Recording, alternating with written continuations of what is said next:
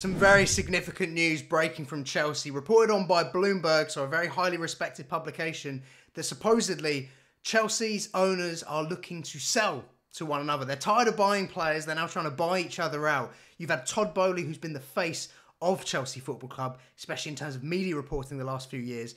But actually, it's been Todd Boehly, Boehly and Clearlake that have owned Chelsea. Now, there seems to be a bit of a rift in terms of reports between Boehly and Boehly and Clearlake. Now, it's important to clarify the differences of what these guys have done at Chelsea so far. Because as much as Todd Boehly's name has been attached to Chelsea, it was only the first summer that he was in charge of the transfer operations and how the club was running. So if we cast your minds back, it was that summer where Chelsea had Tuchel in charge and his demands were kind of backed. Todd Boehly went in and he brought in Raheem Sterling, an experienced player on high wages. They brought in Kalidou Koulibaly, a player with experience on high wages. Aubameyang was brought in, where Fofana was one of the younger ones, but it was a big fee, it was big wages. It was very different to how Chelsea have operated since, in terms of buying toddlers from favelas, in terms of buying everything you can see, in terms of young potential talents. It was a very different approach, and that came about because of the switch with Boehly and Clearlake and wanting to run the club very differently. Boehly famously fell out with Thomas Tuchel. That led to his axing at Chelsea Football Club, much to the disappointment of Chelsea fans across the globe. But the operations changed. Winstanley and Stewart were brought in from Brighton, two directors in terms of identifying talents and who we should target going forward in the future. A very different model. It became more focused on the youth, focused on the future rather than the present. Whatever anyone wants to say about Todd Boehly's first summer at Chelsea, it was ambitious. Like, there's not anything to say in that regard. Yes, it was flawed. Yes, the players could have been better. Yes, they went for the wrong targets. Was that also maybe Tuchel's ideas in terms of bringing in a Sterling or Koulibaly, etc.? But whatever you say about it, they were going for players in the present. They were trying to make Chelsea better in the now. And there has been that shift in the idea of making Chelsea a great side in the future, a young core that will gel and they'll improve, and hopefully down the line Chelsea will be successful. But one thing that can't be ignored is their yearning for profit, and yearning for profit via buying these young players because they'll hope that they'll go up in value. So success on the pitch is almost a bonus for the current strategy. You can tell that the way they're looking at it, it's very venture capitalist, which is what Clearlake are. It's very much driven in, yeah, we'd love to win trophies, we'd love Chelsea to do well, but worst case scenario, we're going to sell these players for profit anyway because we're buying them young and cheap, we're going to sell them high. Like, that's the idea. Or even the ones that, at the moment, it seems they're buying at a high price. I think their ideology stems in the fact that football transfers in general have continued to rise and rise and rise to the point that they think even in the future you'll still get more money for them than you bought them in the past. So they're very different approaches. As much as this is under one ownership as a whole group, there's clearly differing ideologies here, and that has led to this tension. Now, which way should Chelsea go? If you're a Chelsea fan, if I'm honest, look, there's lots of nice pieces, I think, in place, quite clearly. You know, players like Cole Palmer, etc., that have come about from this strategy. But no doubt Chelsea could have been spending the money better. And even in the current window that's just gone, my concerns was, you know, look at the present for a keeper, maybe a striker to help Jackson in the present, a centre-back for the and it's a lot more calculated than that. It's still all about the youth rather than improving Chelsea in the now and kicking on in the now. Now, like I said, as much as it was a flawed window in that first one with Boehly, there was the idea of improving Chelsea in the present, because Chelsea have got young players now. You don't need to keep buying young, amazing talents because we've got quite a lot of them. I think people are pretty aware of that. Chelsea have got some nice young players, and you need to supplement that with that experience, with those present-day players. They're going to put you on another pedestal. They're going to put you on another platform, and we've not really been doing that. You know, I don't mind players like Neto. That feels more like that kind of buy. There naturally are missed opportunities when all you do is keep putting yourself in the box of only buying players up to X or Y or whatever. So this is fascinating. This is genuinely fascinating to see how it goes, because you can even make the argument that maybe Chelsea fans wouldn't want Boehly to be the one that buys Clearlake out, because Clearlake have got their strategy in place. Whatever you think of it, Chelsea need that stability to some degree, even though as a strategy it doesn't feel very stable anyway. But they don't want more change, and Boehly would bring about change. And I would argue with that, just because I think we've kind of got the young players in the present now, and you need to supplement it. And if that is the guy that's shown us, out of all the people involved, that he's the one that looks at that, then I think that's a positive, regardless of that first window, where the guy had no director in place. Like, he'd have his own people. And realistically, and I know this sounds silly, and it sounds like something small, But I actually think Boehly cares.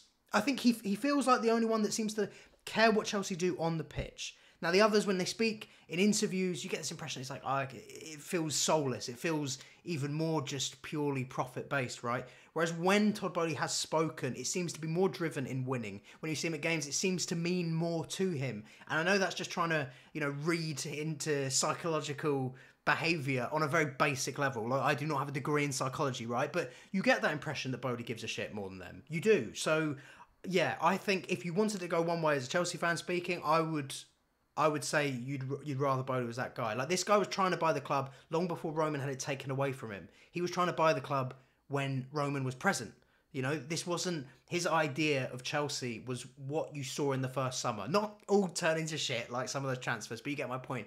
He kind of wanted to continue what Roman was really doing, but he wanted involvement in this. You've seen what he'd done at the Dodgers in terms of making them incredibly successful. And yeah, the change in strategy obviously has caused a lot of angst between them. It's understandable. Naturally, when you have different ideas to people, you're not all going to get along, but it really does remain to be seen because there's a lot more capital that Clearlake have. Like, Clearlake have more money than Todd Boehly. No one's arguing that. But does Todd Boehly want Chelsea more? Or do Clearlake want Chelsea more? Have Clearlake crap the bed a bit? Have they kind of realised, hey, do you know what? This project was too big for our boots. We thought it would be less work than what it is. And the press that's covering them as venture capitalists is all negative because people actually care about football. You're not owning something that no one, if you're running it into the ground that no one cares about. Football is the life of so many and myself that you're going to be constantly covered in a negative light if you're not doing your job in maintaining success at a club that's used to success, that had success sustained for 20 years. Prior to that, even under Ken Bates, at the back end of his ownership, Chelsea were winning things. Chelsea were a far more stable and better team than what has been shown here in the last 2 years. So they're going to catch, some L's here, and maybe they're crumbling under the heat. Maybe they don't want any more smoke. Maybe they're just like, let's wash our hands with it. Todd, do you want to buy us out?